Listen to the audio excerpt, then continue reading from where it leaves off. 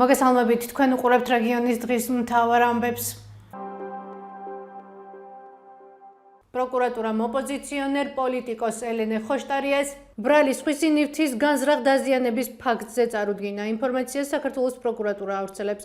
ამავე წყაროს ცნობით 14 სექტემბერს თბილისში ბრალდებულმა განზრახ დააზიანა კალაძის 3 ბანერი, რამაც 570 ლარის ზარალი გამოიწვია. ელენე ხოშტარია გუშინ საკუთარ სახლთან დააკავეს.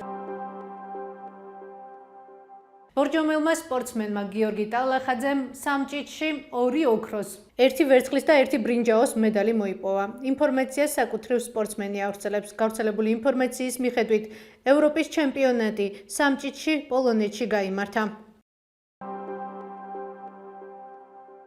კლავჭიდელ ხატია ვიბლიანს, ბრალი არასრულწლოვანზე, ფიზიკური ძალადობის მუხლით წარედგინა.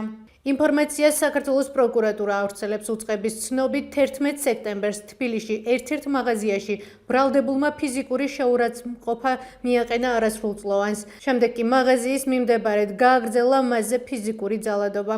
გამოძიება ცემის მუხლით მიმდინარეობს, რაც 2 წლამდე პატიმრობას ითვალისწინებს. რამდენიმე დღის წინ სოციალურ ქსელში გავრცელდა ვიდეო, რომელშიც ჩანს, რომ ქალს არასრულწლოვანი კედელთან ყავს მიმწყდეული და მასზე ძალადობს. ავტოსაგზაო შემთხვევა რიკოთის გვირაბში, რის შედეგადაც სატვირთო ავტომობილიდან აგურები გადმოიყარა. ვიდეო სოციალურ ქსელში ჩემი ქალაქი მკლავს ავრცელებს. საავტომობილო გზების დეპარტამენტის ცნობით გვირაბი გაწმინდეს და ორივე ზოლში მოძრაობა აღდგენილია.